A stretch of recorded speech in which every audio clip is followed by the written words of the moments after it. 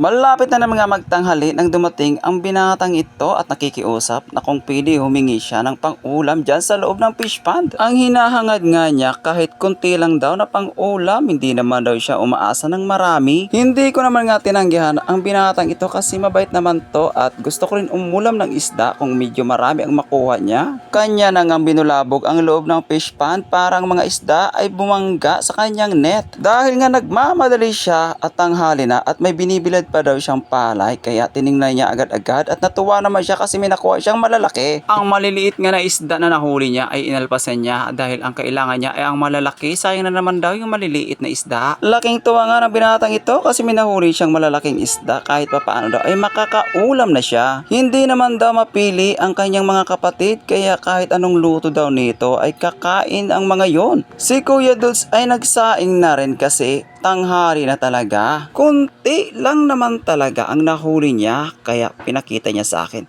kung gaano yung karami. Kahit konti nga lang talaga ang nahuli niya ay masaya naman ang binatang ito kasi kahit papaano ay kakasya na yan sa kanila. Dahil nga ang oras ay napakabilis, malapit naman ang tanghalian kaya si Kuya Dos nakasalang na ng kanin.